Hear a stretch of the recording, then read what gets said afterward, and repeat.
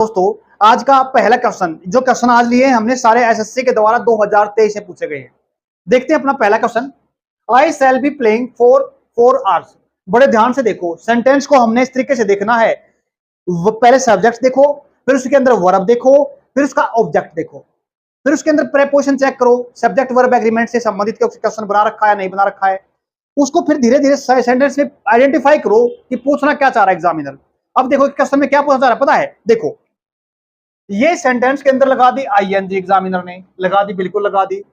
इसके बाद दे दिया टाइम को दिखाने वाला शब्द है। मतलब हम सेंटेंस के अंदर कुछ ऐसे काम को पढ़ते हैं, जैसे कोई भी काम मैं सुबह से कर रहा हूं, मैं काम कर तो रहा हूं लेकिन कितने टाइम से कर रहा हूं, मैं पढ़ा रहा हूं, 2 साल से पढ़ा रहा हूं, 3 साल से पढ़ा रहा हूं, बच्चे खेल रहे हैं, कितने टाइम से खेल रहे हैं, सुबह से खेल रहे हैं, 2 घंटे से खेल रहे हैं, 3 घंटे से, ये अपने पास टाइम है। मैं पढ़ा रहा हूं, सिंपल सेंटेंस लिखा जाएगा वर्ब की फोर्थ फॉर्म के साथ आई एम टीचिंग। लेकिन अगर मैं 2 घंटे से पढ़ा रहा हूं तो क्या बोलूंगा, उसके अंदर मैंने टाइम दिखा दिया। एग्जामिनर यहां से यही गलती करवाएगा आपसे। क्या करवाएगा? देखो यहां पे फोर दिखा देगा और फोर्थ फॉर्म दिखा देगा, बिल्कुल ठीक है, लेकिन यहां पे इससे पहले वो एग्जामिनर आपकी बी की फॉर्म पूछ लेगा, जो क्या हो जाएगी, गलत हो जाएगी। तो हमने क्या करना है, यहां पे बी की फॉर्म लिखनी तो है, क्या बोलेंगे, बी की फॉर्म लिखनी तो है, लेकिन वो कौन सी लिखनी है? बी की फॉर्म बताता हूं आपको कौन सी होती है। जो बी की फॉर्म बनती है ना, ये बनती है आपकी बी की फॉर्म इज एम आर, इसकी पास्ट फॉर्म बनती है वोजवर, और परफेक्ट फॉर्म बनती है। देखो हर फॉर्म के साथ आईएनजी लगता ना, तो ऐसे ही बीइंग, बी के साथ भी क्या लगेगा, बीइंग लगता है। क्या लगता है? बीइंग लगता है, बिल्कुल। और एक अपनी थर्ड फॉर्म भी बनती है। वो थर्ड फॉर्म क्या बनती है? ये बनती है आपकी बी वॉज बीन, ये आपकी बीन बनती है, बिल्कुल। ये बी की फॉर्म है। एग्जामिनर क्या करेगा, यहां पे आपके पास फोर्थ फॉर्म दे देगा, टाइम को दिखाने वाला शब्द दे देगा। ये अपने पास फोर लगता है जब पीरियड ऑफ टाइम दिखा जाता है। क्या बोला मैंने? फोर तब लगता है जब आपका पीरियड ऑफ टाइम लगाया जाता है। पीरियड जैसे ही दिखा रखे, 4 घंटे, 4 आवर्स, 3 डेज, 6 मंथ, 4 ईयर्स, ये क्या है? पीरियड है। एक होता पॉइंट ऑफ टाइम, मतलब जिसमें हम स्टार्टिंग पॉइंट दिखा देते हैं, उस घटना का, उस काम का स्टार्टिंग पॉइंट दिखा देते हैं। जैसे मैं पढ़ा रहा हूं, अगर मैं बोलता हूं 2 घंटे से पढ़ा रहा हूं, ये तो पीरियड टाइम हो गया। अगर मैं बोलता हूं सुबह से पढ़ा रहा हूं, सुबह स्टार्टिंग पॉइंट है। अगर मैं बोलता हूं 9 बजे से पढ़ा रहा हूं, 9 बजे का, सुबह 9 बजे का जो टाइम है ना, 9 o'clock, वो टाइम आपका पॉइंट ऑफ टाइम है, स्टार्टिंग पॉइंट का पता चल रहा है उससे। उम्मीद करता हूं स्टार्टिंग पॉइंट मतलब पॉइंट ऑफ टाइम के अंदर और पीरियड ऑफ टाइम के अंदर आपको समझ में आ गया होगा। पीरियड की बात करें तो फोर लिखता है एग्जामिनर, अगर पॉइंट ऑफ टाइम की बात करते हैं तो वहां पे स्टार्टिंग पॉइंट, जिसको मैं बोलता हूं, वहां पे लिखते हैं सिंस। स्टार्टिंग पॉइंट सिंस के साथ लिखा जाएगा, पीरियड लिखा जाएगा फोर के साथ। अब देखते हैं, फोर्थ फॉर्म तो लिखेंगे क्योंकि काम को चलता हुआ दिखाया गया है, 4 घंटे से काम चल रहा है। लेकिन अब देखो यहां पे हमने क्या करनी पड़ेगी, कुछ काम तो कंप्लीट हो गया, तो इससे पहले कौन सी फॉर्म लिखेंगे? थर्ड फॉर्म लिखेंगे। कौन सी लिखेंगे? Third form. थर्ड फॉर्म किसकी? बी की, ये रही बीन, थर्ड फॉर्म लिख दो। तो हमने क्या करना है, इसको बना देना है बीन, बिल्कुल बना देना है। एरर तो पता चल गया वो कहां पे है, एरर तो अपना ए पार्ट के अंदर है। लेकिन और आगे भी देखिए बात को, यहां पे तो बीन लिख दिया, लेकिन मॉडल वर्ब के साथ हम सीधा बीन नहीं लिख सकते। क्या बोला मैंने? हम सीधा बीन नहीं लिख सकते। तो क्या करेंगे? थर्ड फॉर्म है, तो हम थर्ड फॉर्म जब मॉडल वर्ब के साथ लिखना चाहते हैं ना, तो उसके साथ हमने हैव को लिखना पड़ता है। किसको लिखना पड़ता है? हैव को लिखना पड़ता है। तो हम क्या करेंगे, यहां पे सेल के साथ हैव लिखेंगे। क्या लिखेंगे? हैव लिखेंगे, और हैव के ठीक बाद में बीन लिख देंगे, तब हमारा सेंटेंस बिल्कुल सही हो जाएगा। उम्मीद करता हूं समझ में आया। सेंटेंस कैसे बनेगा? I shall have been playing for 4 hours. उम्मीद करता हूं समझ में आ गया होगा। एक बात और ध्यान रखिएगा, प्रेजेंट टाइम को और पास्ट टाइम को हम जब पीरियड ऑफ टाइम में लिखते हैं तो 4 लिखते हैं, अगर फ्यूचर में भी लिखेंगे तो 4 से लिखेंगे। अगर हम सिंस के साथ स्टार्टिंग पॉइंट दिखा रहे हैं, पॉइंट ऑफ टाइम दिखा रहे हैं, तो हम वहां पे सिंस लिखेंगे प्रेजेंट टाइम को दिखाने के लिए, पास्ट टाइम को दिखाने के लिए। बट फ्यूचर टाइम को दिखाने के लिए हम वहां पे सिंस की जगह पे क्या लिख देंगे, फ्रॉम लिख देंगे। उम्मीद करता हूं ये पहला सेंटेंस आपको समझ में आया अच्छे से। देखिए फॉर्म लिखना जरूरी है। आगे देखिएगा, एक और चीज बताता हूं आपको, यहां पे हमने हेड लिखा ना, सॉरी हैव लिखा, यहां पे नहीं लिखा जाएगा हैड। याद रखना, हेड भी गलत हो जाएगा और एक होता अपने पास हैज, ये भी गलत हो जाएगा। याद रखना, जब हम थर्ड फॉर्म लिखना चाहते हैं मॉडल वर्ब के साथ, ना तो हेड लगेगा ना ही लगेगा आपका हैज, लगेगा हैव। उम्मीद करता हूं समझ में आ गया होगा। नेक्स्ट क्वेश्चन लेते हैं अपना। I had a bad habit, मेरी एक बुरी आदत होती थी, of waking up lately, late रात तक जागना। सेंटेंस की सेंस तो ये है, लेकिन बड़े ध्यान से देखना, ये अपने पास शब्द क्या है, लेटली वर्ड आ गया ना। लेटली का मतलब क्या होता है, एक वर्ड होता है अपने पास लेट, देरी से, LATE। लेट का मतलब होता है देरी से, लेकिन जब हम इसके साथ LY लगा देते हैं ना, क्या बोला मैंने, LY लगा देते हैं ना, तो इसका मतलब बदल जाता है। लेट का मतलब होता है देरी से, और जैसे ही LY लगा दिया इसका मतलब बन गया लेटली, और इसका मतलब बना कोई काम अभी अभी हुआ है, हाल ही में, कोई काम अभी हाल ही में, करंट में हुआ है, फिलहाल हुआ है, उस सेंस में बनता है इसका। इसका मतलब क्या बनेगा फिर, अभी अभी बनेगा। तो सही कैसे बनेगा, वॉकिंग अप के साथ हम लेट लगा देंगे, बस सेंटेंस आपका ठीक हो जाएगा। उम्मीद करता हूं समझ में आया। एरर सी पार्ट के अंदर है। आगे देखिए, they decided to travel in train instead of a driving to New Delhi. बड़े ध्यान से देखो क्वेश्चन का, दे डिसाइडेड उन्होंने निर्णय लिया। सेंटेंस को पहले पढ़ो अच्छे तरीके से। एरर कहां पे, सब्जेक्ट चेक करो, उसका वर्ब देखो, फिर उसके साथ वर्ब के साथ कोई प्रेपोजिशन भी दी मिलती है, मिलती है ना, फिर प्रेपोजिशन के आगे चलो, फिर ऑब्जेक्ट भी दिखाया जाता है उसका। ऐसे सेंटेंस को देखते चलो।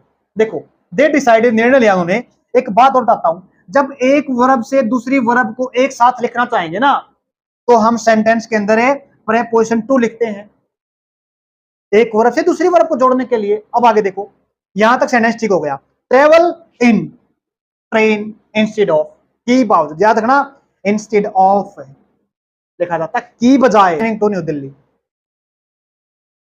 क्या कह रहा है यहां पे, ट्रेवल करना, डिसाइड किया, ये लगता है इन ट्रेन थोड़ा ना होता है, तो होता क्या है, या तो बाय ट्रेन होता है, क्या बोलेंगे, बाय ट्रेन होता है ये। यहां पे इन हो गया अपने पास से गलत, तो क्या लिखेंगे, बाय ट्रेन लिखेंगे या बाय बस लिखेंगे या बाय एरोप्लेन लिखेंगे।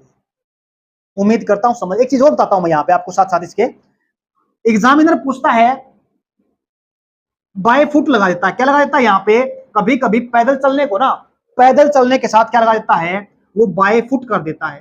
क्या कर देता है, बाय फुट कर देता है। ये क्या होता है, गलत होता है। या कभी कभी बाय फिट कर देता है, ये भी क्या होता है, गलत होता है। तो ठीक क्या होता है, पैदल चलने को बोलते हैं ऑन फुट। क्या बोलेंगे, ऑन फुट होता है पैदल चलना। याद रखना इस सेंटेंस में, पैदल चलने को ऑन फुट बोलते हैं। उम्मीद करता हूं समझ में आ गया। एरर अपना किस पार्ट के अंदर है, इस पार्ट के अंदर है। नेक्स्ट सेंटेंस देखिए, the platinum is a precious metal.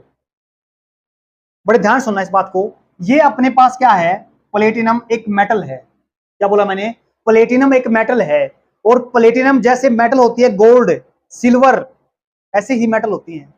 जितने भी आपकी मेटल होती है वो आती है मटेरियल नाउन के तहत। मटेरियल नाउन होता है आपका, और मटेरियल नाउन के साथ हम आर्टिकल नहीं लिखते, लिखते हैं एक सेंस में लिखते हैं, बट सामान्य सेंस में नहीं लिखते। तो प्लेटिनम अपने पास से जो मेटल है, इससे पहले आर्टिकल लिखा द, जो क्या हो गया, गलत हो गया, ए पार्ट के अंदर एरर हो गया। बट जब हम कभी कभी है ना, क्या बोला मैंने, लिखते हैं आर्टिकल, द आर्टिकल लिखते हैं, जब स्पेसिफाई कर देते हैं कभी कभी, वाटर है मटेरियल नाउन में आता है। अगर मैं कहूं इस झरने का, इस तालाब का, इस नदी का जो पानी है ना, वो है प्योर है, प्रीसियस है, तो उस सेंस के अंदर हम कहीं, क्योंकि उस वाटर को वो कहीं भी है स्पेसिफाई कर देना, तब आर्टिकल लगाएंगे। जैसे हमारा गोल्ड या साउथ अफ्रीका का गोल्ड या भी किसी देश का गोल्ड, जब किसी दूसरे कंटेस्ट में अच्छा बताया जाए ना, तब भी हम करते हैं, स्पेसिफाई किया जाए, याद रखना तब करते हैं, लेकिन सामान्य सेंस में नहीं करेंगे।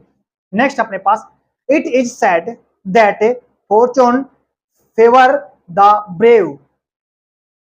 देखो क्वेश्चन को क्या कह रहा है यहाँ पे, ऐसा कहा जाता है, it is said that Fortune.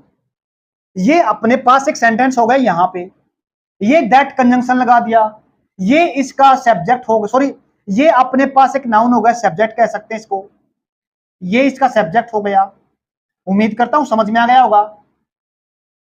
इसके ठीक बाद में क्या लिखा है, फेवर, वर्ब भाई अपने पास, ये नाउन है ना, ये सिंगुलर नाउन है, क्या बोलेंगे, ये अपने पास नाउन है, सिंगुलर है। अगर आपका सब्जेक्ट सिंगुलर है ना तो वर्ब उसके साथ सिंगुलर लगाई जाती है। सब्जेक्ट वर्ब एग्रीमेंट के हिसाब से हम क्या करते हैं, जैसा है सब्जेक्ट वैसी है वर्ब। सब्जेक्ट सब, अगर सब्जेक्ट रखेंगे सिंगुलर तो वर्ब भी अपने पास सिंगुलर होगी, सब्जेक्ट प्लूरल होगा तो वर्ब भी प्लूरल रखते हैं हम। ये अपने पास सब्जेक्ट हो गया, ये सिंगुलर है तो आने वाली वर्ब भी कैसे रखेंगे, सिंगुलर रखेंगे। सिंगुलर कैसे बनेगी, इसके साथ एस या एस लगा दो, तो क्या करेंगे, फेवर नहीं फेवर्स बन जाएगा, फिर सेंटेंस अपना ठीक हो जाएगा। एरर अपना सी पार्ट के अंदर। नेक्स्ट है Nisha, sorry when Nisha will have finished her task.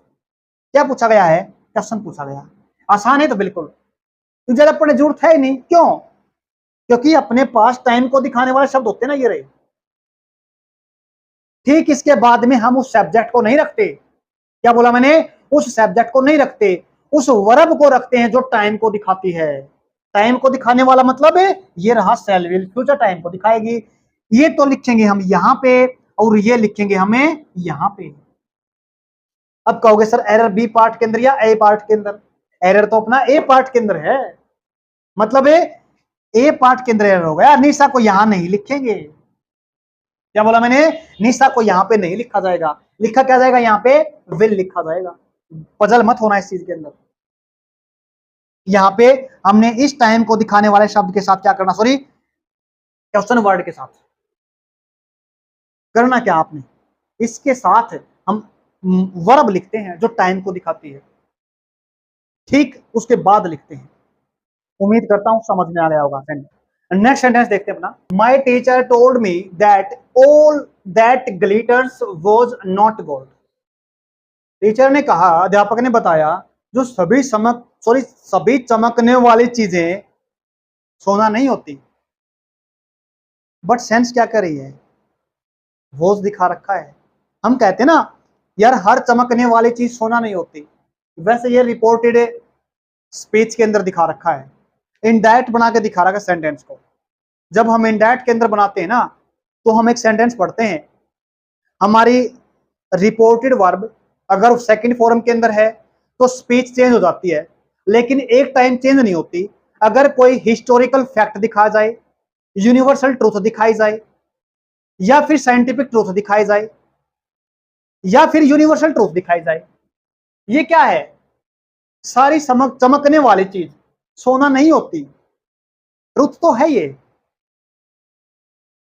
Universal truth तो है। सूर्य घूमता है, सॉरी अर्थ सूर्य के चारों तरफ चक्कर लगाती है, ट्रूथ तो है ये, अब भी तो लगाती है, अब भी तो वो चीज है। जब ऐसी चीजों को दिखाते हैं ना जो हैं,